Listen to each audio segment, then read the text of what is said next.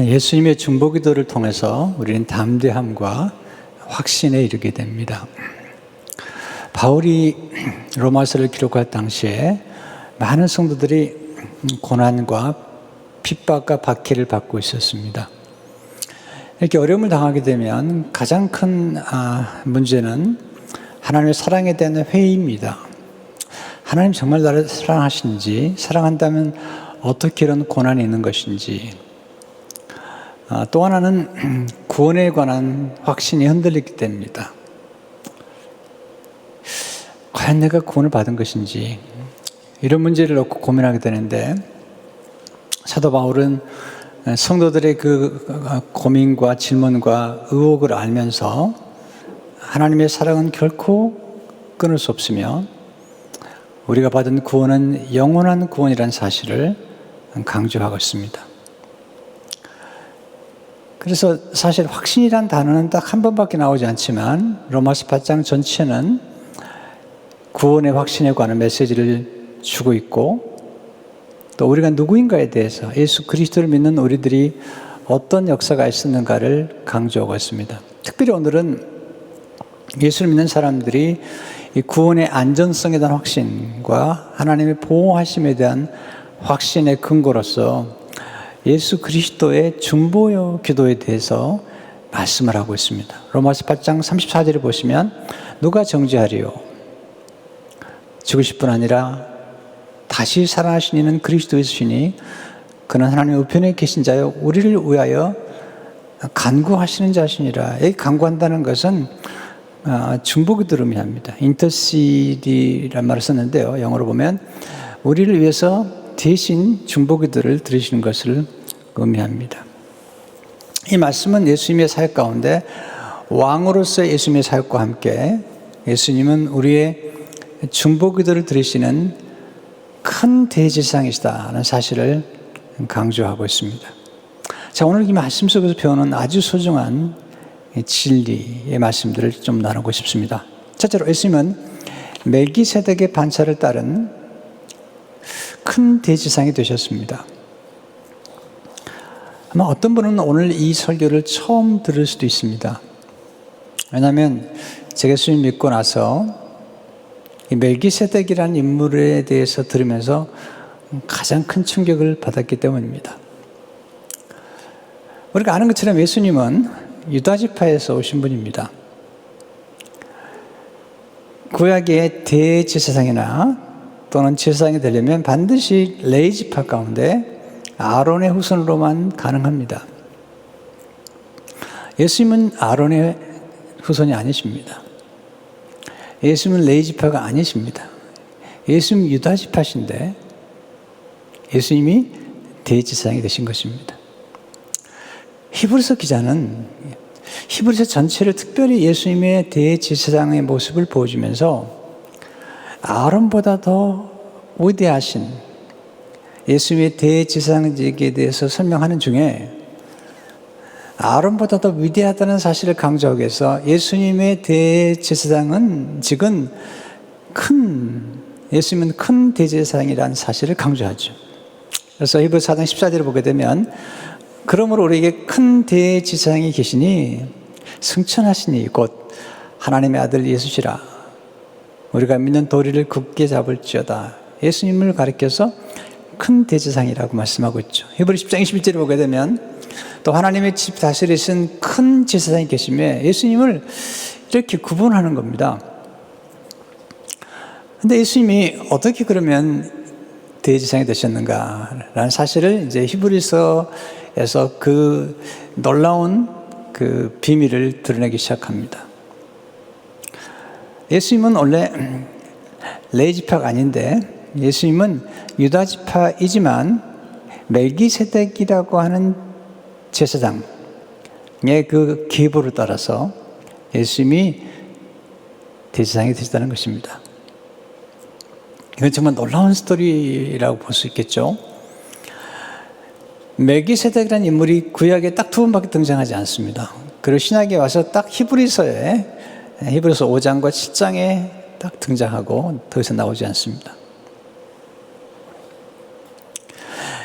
창세기 14장에 보면 아브라함이 전쟁에서 돌아왔을 때 아브라함을 만나서 아브라함을 축복해주고 또 아브라함이 드린 11조를 받았던 인물이 나오는데 그 멜기세덱이죠. 그 멜기세덱이 독특해요. 멜기세덱을 딱 보는 순간에 이분은 예수님 같다는 생각을 하게 되죠. 창세기 14장 18절 19절에 보면 살렘 왕 멜기세덱 왕이에요.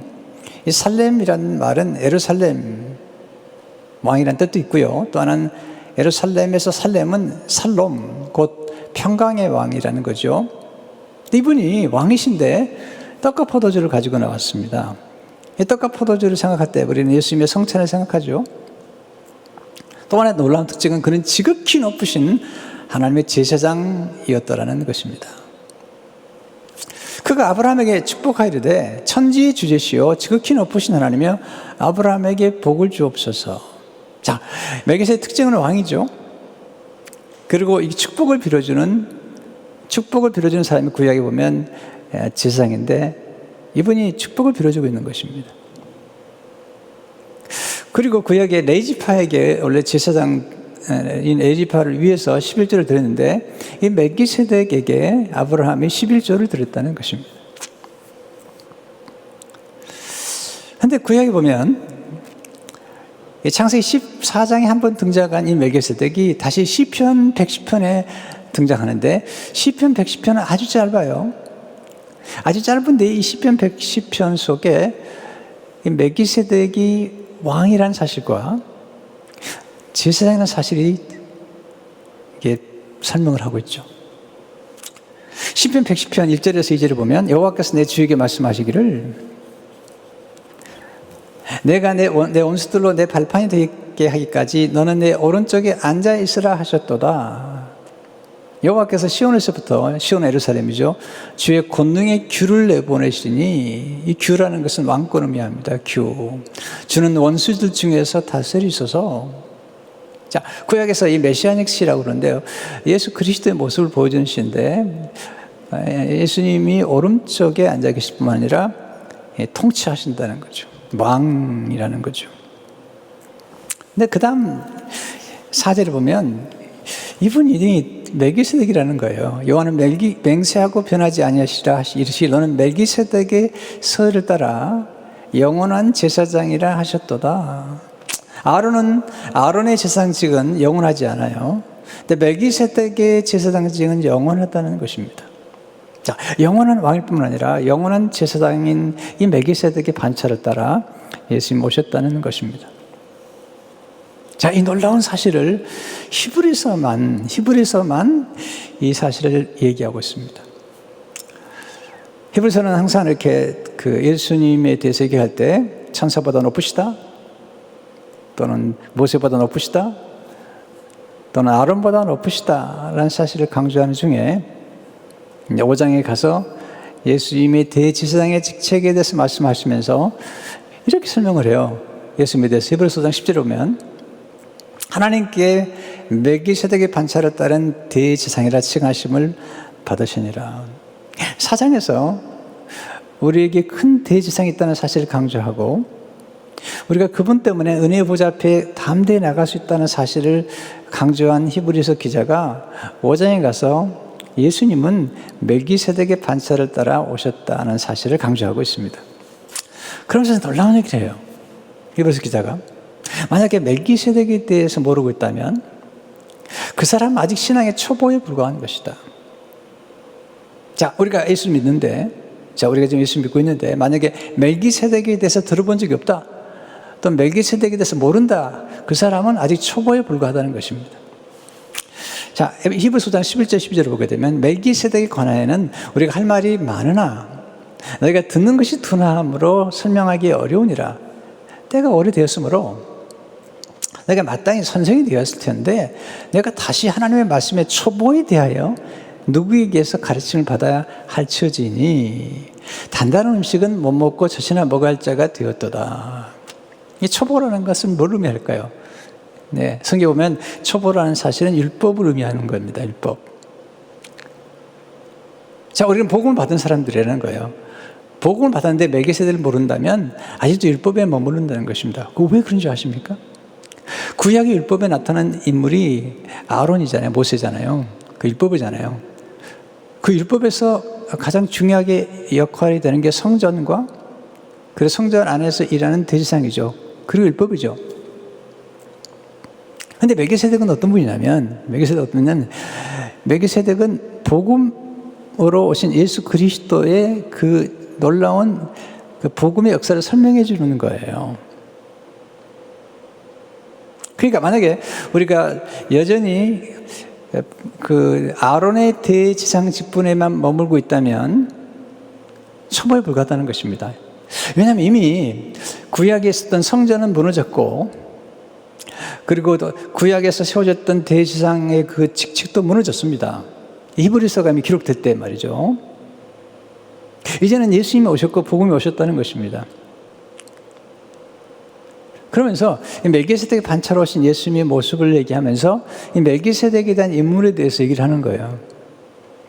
그리고 창세기 14장의 말씀을 인용을 하는데 조금 더 구체적인 설명을 하면서 히브리서 기자가 멜기세덱이라는 이 신비로운 인물에 대해서 이야기를 하고 있습니다. 우리가 이것을 이해해야 되는 까닭은 멜기세덱의 반차로 예수님 모셨기 때문에 뿐만 아니라 그 멜기세덱의 반차로 오신 예수를 믿음으로 우리도 멜기세덱의 반차를 따라 우리도 제사장이 됐기 때문이에요.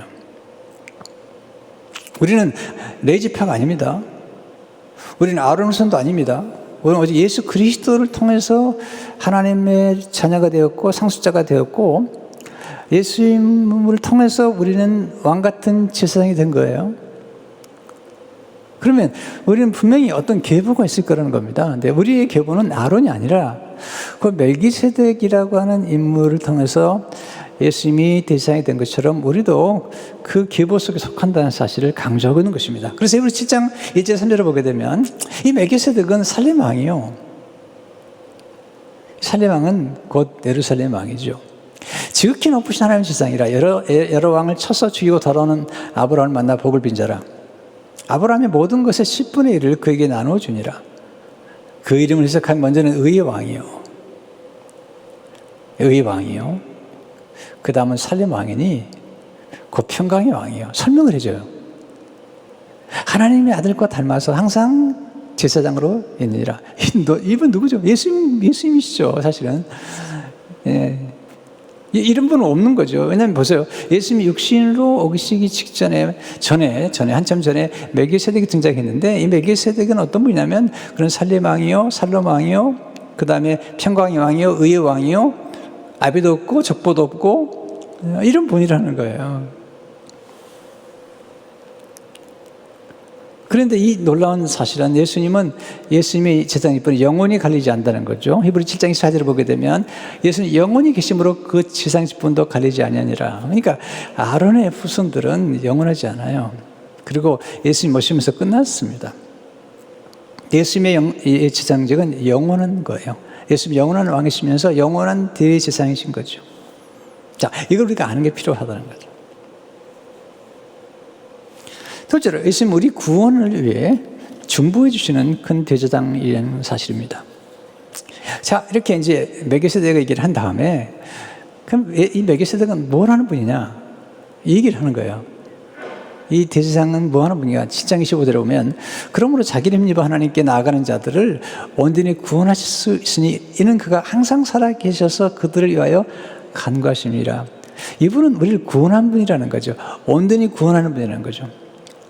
예수님이신데 뿐만 아니라 우리를 구원하실 뿐만 아니라 우리를 위해서 항상 살아계셔서 간구하신다. 여기서 간구는 중보기도를 의미합니다. 자, 그러니까 예수님의 구원의 모든 구원의 역사는 예수 그리스도의 중보기도로 이루어졌고 예수 그리스도의 구속의 역사로 이루어졌다는 것입니다. 두 가지 의미를 가지고 있어요. 온전히 구원을 받았다는 사실은 예수님이 우리를 위해서 이루신 구원과 함께 예수님의 중보기도를 통한 구원의 역사를 강조하고 있는 것입니다. 원래 우리는 구원받을 수 있는 존재가 아닙니다. 왜냐하면 죄를 짓기 때문에 죄의 삭은 뭐죠? 죄의 삭은 사망이죠. 이 죄 문제가 해결돼야 됩니다. 근데 구약은 죄 문제를 해결하기 위해서 짐승의 피를 잡아서 그 피를 뿌림으로 죄가 덮어졌습니다. 그러나 죄가 용서는 받았지만 죄가 도말되지는 않았습니다. 그래서 매년마다, 그리고 매번마다 죄를 범할 때마다 이 속죄 제사를 드려야 되는데, 예수님은 자신의 피로, 예수님은 대제사장이면서 구약의 대제사장은 자신을 드리지는 않았습니다. 구약의 대제사장은 자신을 드리지 않고 짐승의 피를 흘렸는데, 예수님은 자신을 예물로 드린, 자신의 피를 드린, 그리고 대제사장은 사실입니다. 이것은 엄청난 메시지인 것이죠. 그래서 히브리서 9장 10절에 보면 염소와 송아지의 피로 하지 아니하고 오직 자기의 피로 영원한 속죄를 이루사 단번에 성소에 들어가시니라. 영원한 속죄는 한 번 우리 속죄하시면 그 속죄는 영원하다는 사실을 강조하고 있는 것입니다. 예수님의 피의 흐름은 대단한 것입니다. 우리의 죄를 없이 할 뿐만 아니라 그리고 완전히 우리의 구원을 이룬 것입니다. 근데 구약의 대제사장들은 해마다 다른 피로, 그러니까 짐승의 피인데 다른 짐승의 피로 해마다 바뀌어요. 한 번 죽은 그 어린 양이 영을 살해하는 게 아닙니다. 그 다음엔 또 다른 어린 양으로. 그래서 히브리서 9장 25절에 이렇게 얘기하죠. 대제사장이 해마다 다른 것으로 피로써 성소에 들어간 같이. 그러나 예수님은 그런 분이 아니라는 거예요. 예수님은 자주 자기를 드리려고 아니하실지니 그리하면 그가 세상을 창조한 때부터 자주 고난을 받았어야 할 것이로되 이제 자기를 단번에 제물로 드려 죄를 없이 하시려고 세상 끝에 나타나셨느니라. 자, 구약의 성도들은, 구약의 특별히 제사장들은 성막에서 일을 할 때 항상 서서 일을 했어요. 성막 안에는 의자가 없어요. 그 말은 뭐냐면 굉장히 중요한 의미를 가지고 있는데, 성막에는 안식이 없다는 거예요. 왜? 죄 문제가 해결되지 않은 까닭에. 구약의 제사장들은 죄 문제를 해결할 수 없어요. 왜냐하면 짐승의 피로 죄를 덮어주었지만 여전히 아직 일이 끝나지 않았기 때문에 그 안에는 의자가 없어요. 서서 일을 섬겼어요. 그래서 히브리서 10장 11절에 보면요, 굉장히 중요한 의미를 가지고 있는 겁니다. 제사장마다 매일 서서 섬기며 자주 같은 제사를 드리되 이 제사는 언제나 죄를 없게 하지 못하거니와. 자, 서 있다는 것은 아직 일이 끝나지 않았다는 거예요. 굉장히 중요한 의미를 가지고 있습니다. 구약에서의 모든 제사의 역사는 일이 끝나지 않기 때문에 제사장들이 앉지 못했어야 서 있어야 되는데, 예수님은 앉으셨다는 거예요. 히브리서 1장 3절에 보게 되면 죄를 정결하게 하신 일을 하시고 십자가에서 높은 곳에 계신 지극히 크신 이의 우편에 앉으셨느니라.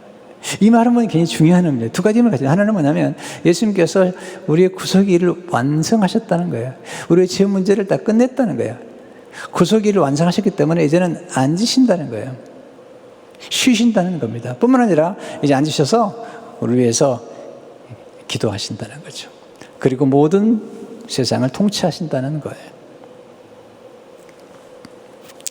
여러분, 일이 다 끝나지 않으면 앉지 못해요.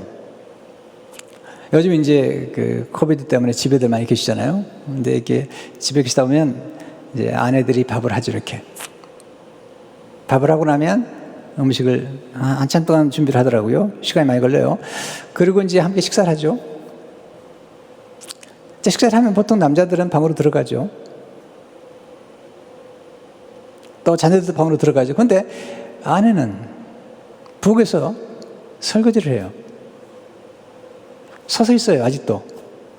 자, 설거지가 끝나면 끝나는가? 그렇지 않아요, 보면. 제 아내를 보면은 설거지가 다 끝나도, 제가 설거지를 돕기도 하지만, 설거지가 끝나도 보면 저는 이제 들어가서 앉는데 제 아내는 여전히 서 있어요. 일을 해요. 왜냐하면 그 다음 게 먹을 밥을 하기 위해서 쌀을 씻는 거예요. 이건 제가 예를 들은 거죠. 부엌에서 일이 끝나기 전까지는 아내들은 앉지를 못해요. 엄마들은 앉지를 못하는 거죠. 일이 끝나야 하는 거죠. 그와 같이 예수님께서 구약의 제사장들은 죄 문제가 해결되지 않았기 때문에 앉지 못했지만 예수님은 죄 문제를 다 해결하신 다음에 앉으셨다는 것입니다. 곧 예수님은 모든 죄값을 다 지불하셨다는 거예요. 우리가 할 건 아무것도, 구원에 관해서는 우리가 할 게 아무것도 없어요. 우리는 가끔 오해를 하는데요, 내가 이렇게 살아야만 구원을 받는다고 생각하거나 내가 도덕적으로, 그렇지 않습니다. 우리 구원은 철저하게 하나님에 의해서 주도되었고 하나님에 의해서 완성되었고 하나님에 의해서 보존되고 있는 거예요. 착각하지 말라고요. 이 모든 건 다 예수님이 이루셨다니까요. 그래서 요한복음 19장 30절 보면 다 이루었다는 겁니다. 다 이루었다. 이 한 문제가 대단히 중요한 겁니다. 테텔레스타이란 말인데 그것은 모든 죄값을 지불했다는 거예요. 한 번 지불하면 두 번 지불할 필요가 없는 거예요. 그런데 누가 우리를 대적하냐는 거예요.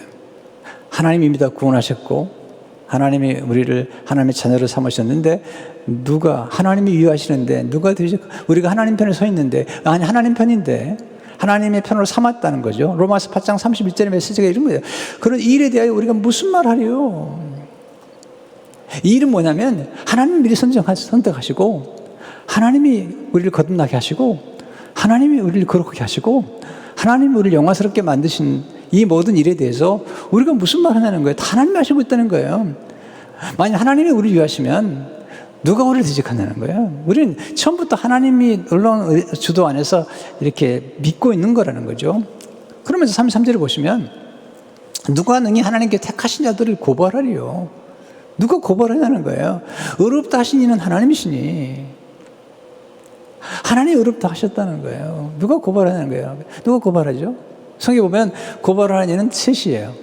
첫째는 율법이 우리를 고발해. 율법이 법이 너 죄인이야 이렇게. 또 하나는 율법을 타고 역사하는 사탄이에요. 우리가 죄인한 사실을 율법이 말하면 그래 너 죄인이지 하고 우리를 참수하는 자가 있는데 그런 마귀예요. 그래서 요한계시록 12장 10절을 보게 되면 우리 형제들을 참수하던 자, 곧 우리 하나님 앞에서 밤낮 참수하던 자가 쫓겨났고 우리를 계속 고발하는 거예요. 이게 누가 마귀가 하는 거예요. 근데 왜 밤낮 참수했다고 그랬어요? 마귀가. 또 하나 우리를 참수하는 게 있죠. 우리 양심이에요. 양심은 중요한 거예요. 우리 양심을 통해서 우리가 죄를 깨닫기도 하고 얼굴이 빨개지기도 하고. 그러나 우리 양심이 우리를 참수하고 고발한다고 하는 것은 굉장히 중요하면서도 사실은 우리가 좀 생각해 봐야 됩니다. 어떤 분이 이렇게 얘기하더라고요. 자기는 예수님 용서한 거 믿겠는데 자기가 자기를 용서하지 못하겠다는 거예요. 자기 양심이. 그렇게 얘기하는 거예요. 그러지 말라는 겁니다. 우리를 하나님의 사랑에서 끊을 수 없는 것 중 하나가 우리의 양심도 끊을 수 없다는 겁니다. 아니 어떻게 보면 우리 알량할 양심이죠. 우리가 우리 양심을 신뢰할 수 있나요?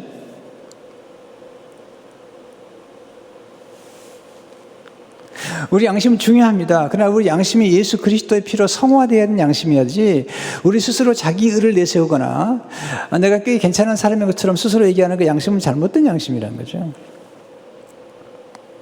예수님이 오셔서 그 모든 문제 해결해 주셨어요. 왜?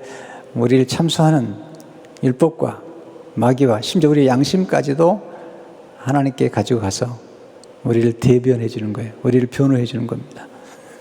마귀 와서 그렇죠. 민심 보라고. 이건 율법도 어겼고. 네?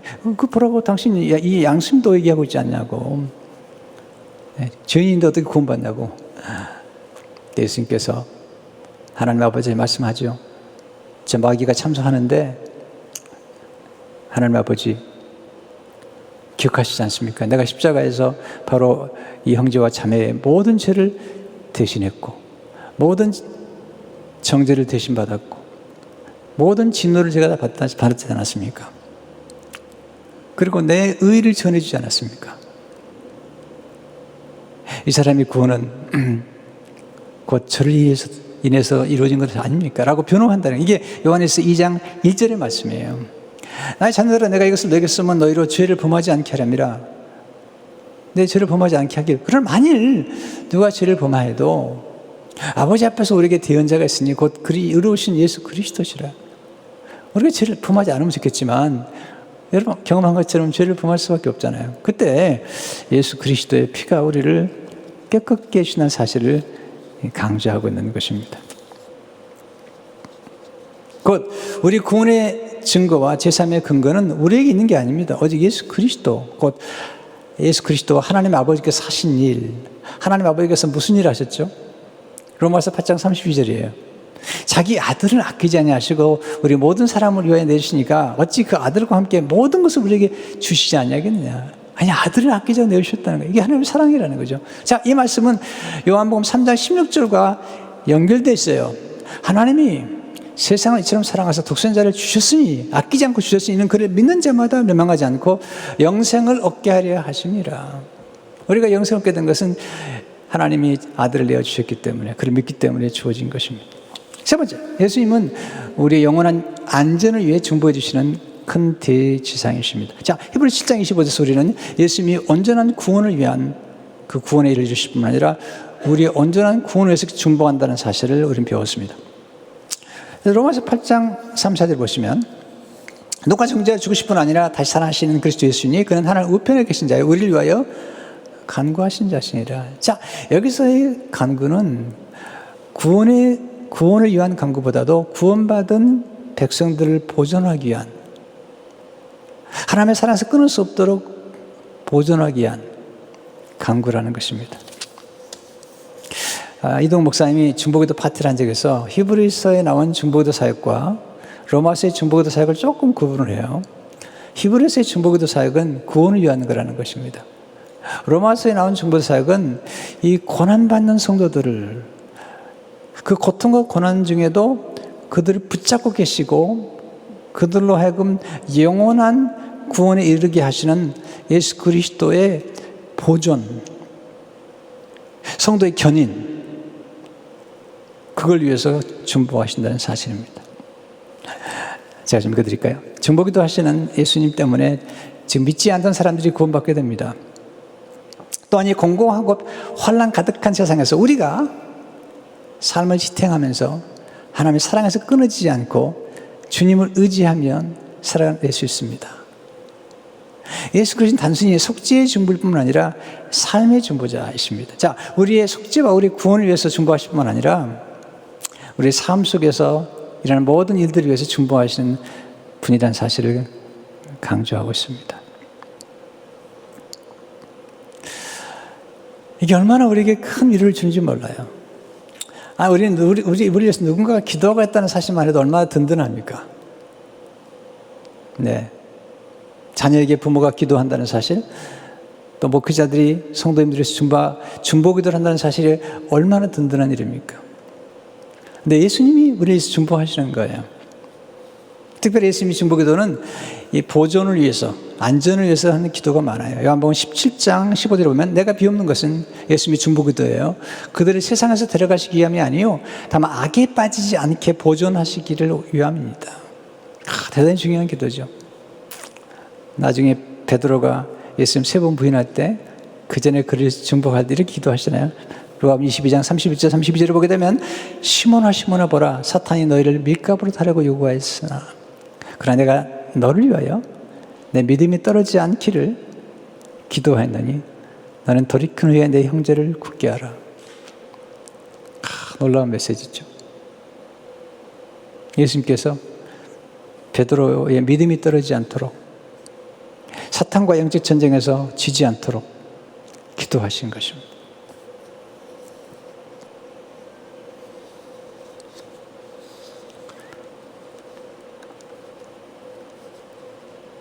우리가 승리할 수 있는 그 근거가 어디 있을까요? 예수님의 기도 때문이라는 거죠. 로마서 8장 30절 보면 그러나 이 모든 일에 우리를 사랑하시는 이로 말미암아 우리가 넉넉히 이기느니라. 우리가 살다 보면 너무 고난도 많고 지금처럼 이 정말 코비드 19에다가 또 정말 조지 플로이드의 사건으로 말미암아서 가슴 아픈 일이죠. 정말 고통스럽고 가슴 아프고 정말 분노가 일어난 일, 의분이 일어날 수밖에 없는 이 사건이죠. 그러나 그 사건으로 말미암아서 많은 시위가 있잖아요.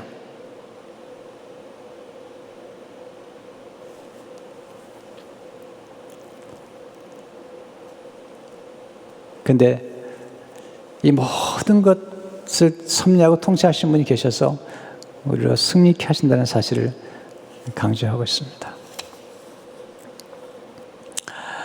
제가 미로 아야코 책을 참 좋아하는데요. 다음 주에 한 번 더 소개할까 생각하는데 그분이 정말 젊은 날에 13년 동안 척추 결핵, 결핵인데 척추에 문제가 생겨가지고 13년 동안 기부스를 한 채 누웠습니다. 네, 폐결핵 환자면서 척추에 문제가 생겨가지고 13년 동안 기부스를 한 채 누워있습니다. 나중에 그분이 결혼을 하죠. 결혼하는데 하여튼 뭐 암에도 걸리고 나중에 파킨슨병에도 걸리고 하여튼 사람이 걸릴 수 있는 거의 모든 병들을 다 경험합니다. 그렇게 얘기하더라고요. 인간의 몸은 병집이다. 병이 그에 사는, 기숙에 사는 병집이라, 그런 집이라는 거죠. 그러나 그분이요, 스스로를 쓸모없게 이겼어요. 그리고 포기하고 싶은 때도 많죠. 근데 그분이 그렇게 얘기를 해요. 자기 의지로 살아가는 게 아니다. 자기는 포기할 수밖에 없었는데 또 포기하고 싶었지만 자기 의지 위에 있는 또 다른 의지가 계셨는데 네, 그분이 하나님이시라는 거죠.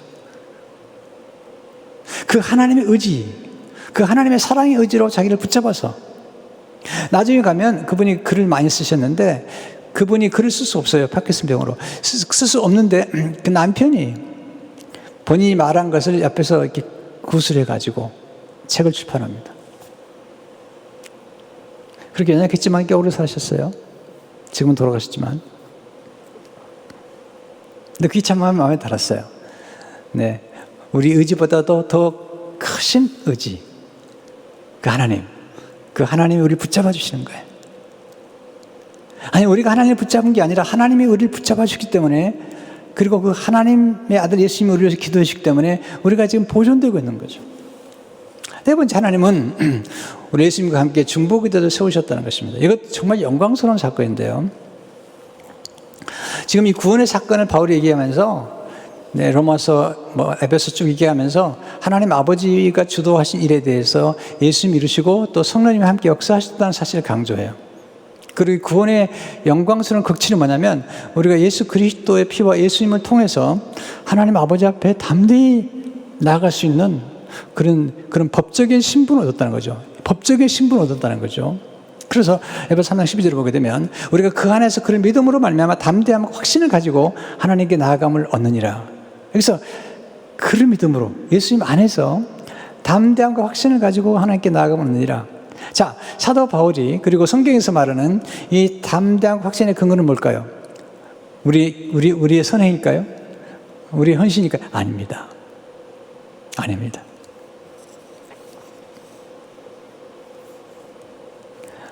예수님의 피입니다. 히브리서 10장 19절을 보게 되면 그러므로 형제들아 우리가 예수의 피를 힘입어 성소에 들어갈 담력을 얻었나니 예수의 피의 능력으로 우리가 구원을 받았습니다. 거듭났습니다. 그리고 지금도 계속해서 거룩해지고 있는 것입니다. 자, 바울은 고난을 얘기합니다. 그러나 우리가 기억할 게 있습니다. 고난이 우리를 거룩하게 인도하는 건 사실이지만 우리를 거룩하게 만드는 것은 고난이 아닙니다. 많은 사람들이 고난 때문에 더 악해지는 걸 봤습니다. 때로는 고난 때문에 더 괴물 같은 사람으로 변화된 것도 봤습니다.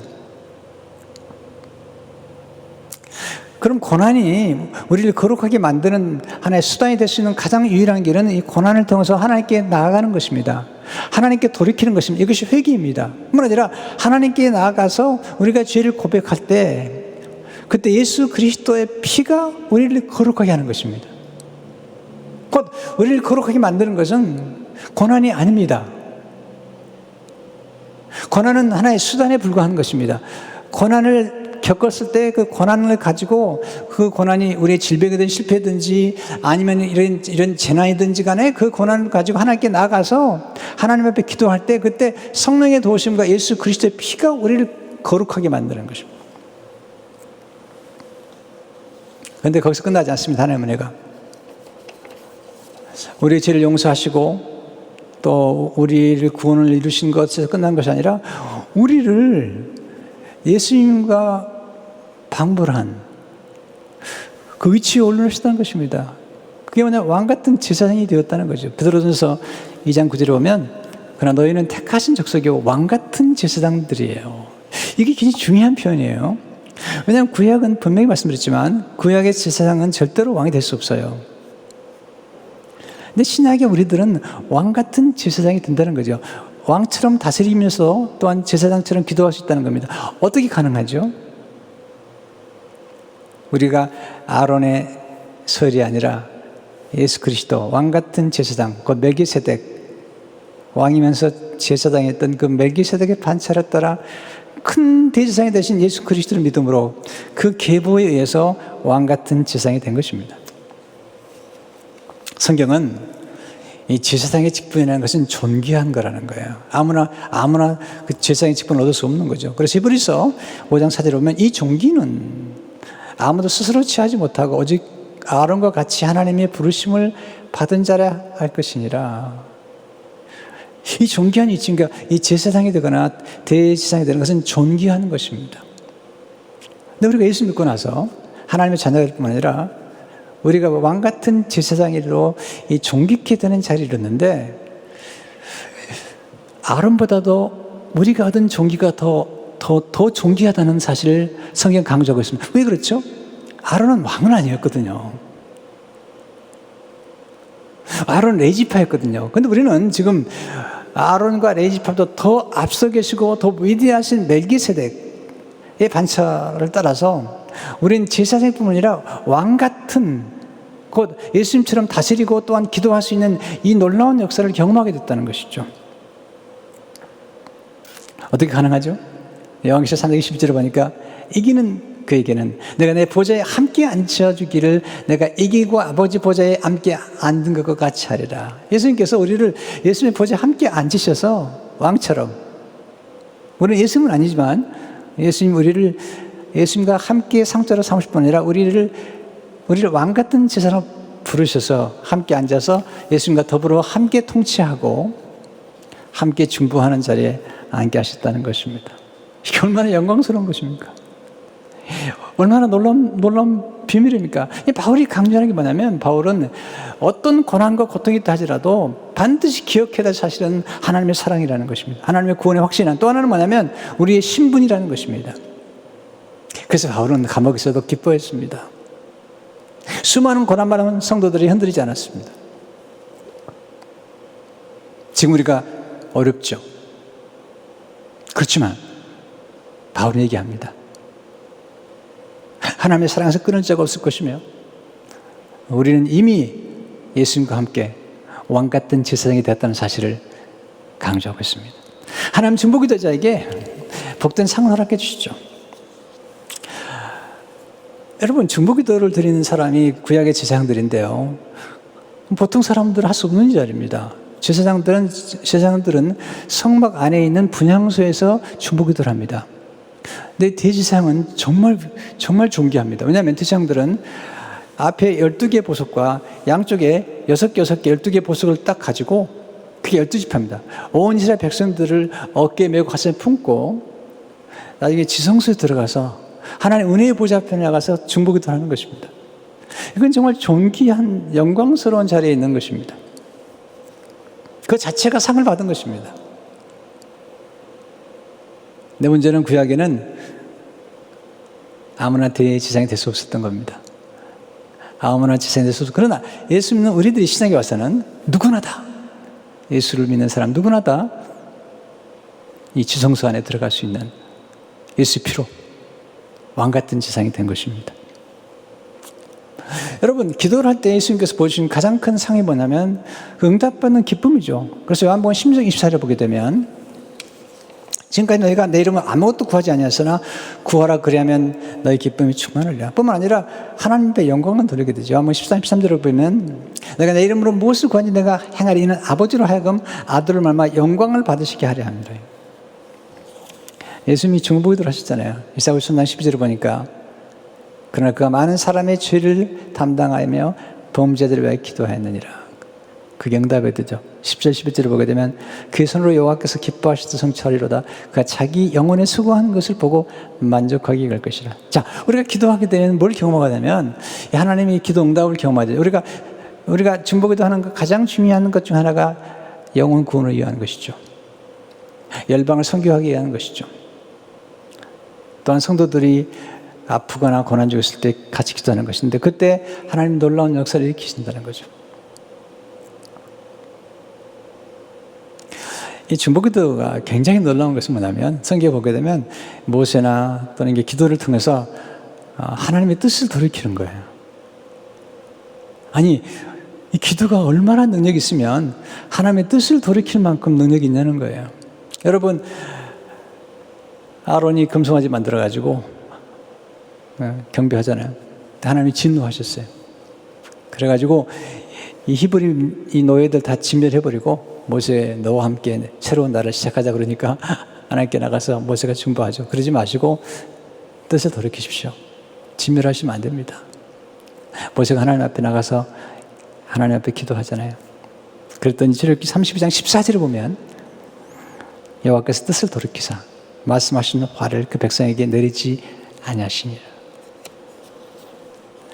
이도 목사님이 굉장히 중요한 얘기를 하세요. 여기서 하나님의 절대적인 뜻이 있고 상대적인 뜻이 있는데 이 절대적인 뜻을 바꿀 수 없다는 겁니다. 그러나 상대적인 뜻은 우리가 기도할 때 하나님 바꾸신다는 거예요. 니느웨 성이 회개하니까 하나님의 진노를 멈춘 것처럼 하나님은 운명론자가 아니십니다.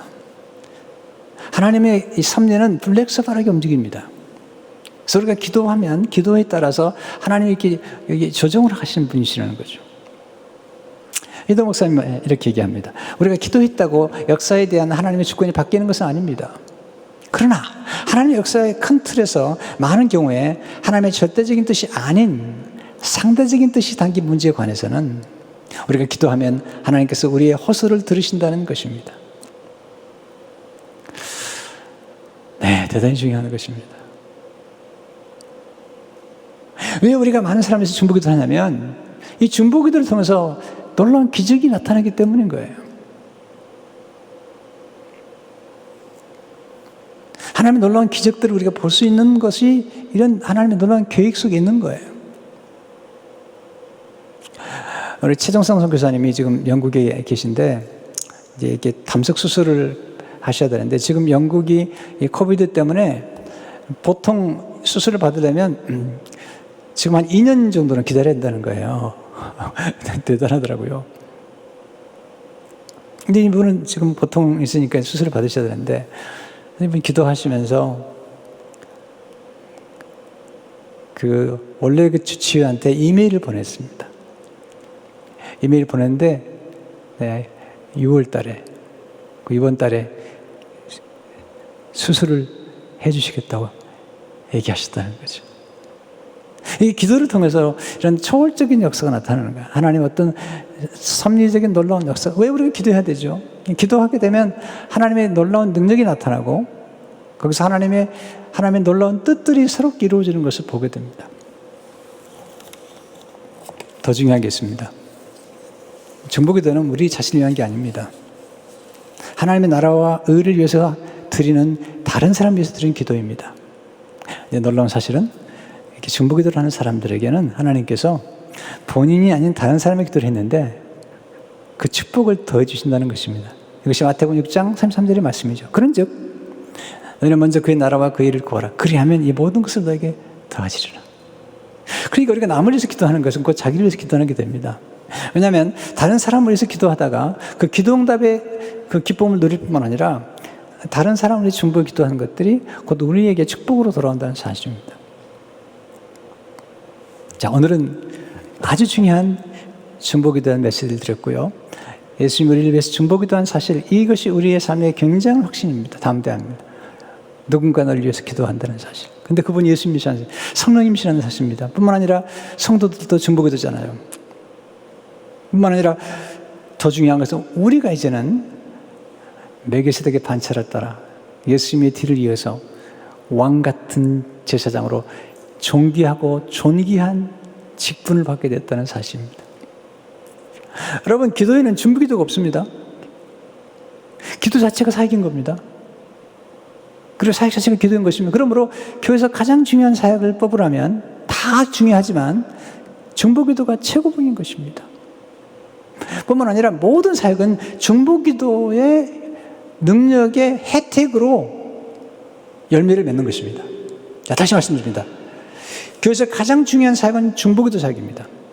그리고 나머지 모든 사역의 열매는 중보기도가 힘써서 공급해주는 그 힘의 원천을 따라 이루어진 것입니다. 제가 하는 선교도, 제가 하는 모든 사역도, 성도 여러분이 하는 모든 사역도 중보기도에서 오는 그 능력의 원천을 통해서 공급을 주어지는 겁니다. 스펄전 목사님이 굉장한 부흥을 일으키잖아요.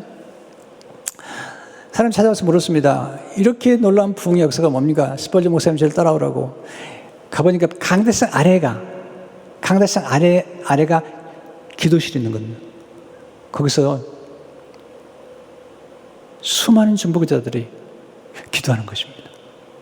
그러니까 목사님은 강단에 서서 설교를 하고 그 강단 아래에 있는 중보기도실에서는 기도를 부를 때 가지고 스펄전 목사님의 설교가 놀라운 것입니다.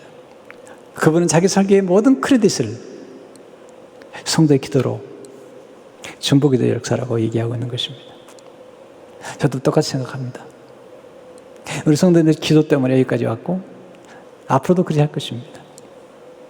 이 말씀을 기억하시면서 부모가 자녀를 위해서 중보하는 게 얼마나 중요한지, 또 성도들이 성도사님들이나 또는 목회자들이나 사역자를 위해서 기도하는 게 얼마나 중요한지, 뿐만 아니라 우리가 예수 그리스도의 중보기도의 혜택을 누림으로 그 큰 하나님의 사랑의 의지가 우리를 붙잡고 있다는 사실을 잊지 마세요. 우리가 포기하고 싶을 때 포기하지 않도록 붙잡아 주시는 그분, 그 능력으로 여기까지 왔다는 사실을 기억하시면서 승리하시기를 주의 이름으로 축원합니다. 은혜로우신 하나님, 오늘 말씀을 가슴에 새기며 우리를 위해서 기도하시는 예수 그리스도, 성령님, 그리고 중보기도자들의 기도가 얼마나 소중한 걸 깨닫고 이제 우리도 왕같은 제사장으로서의 그 사명을 잘 감당하도록 축복해 주옵소서. 예수 이름으로 기도하옵나이다. 아멘.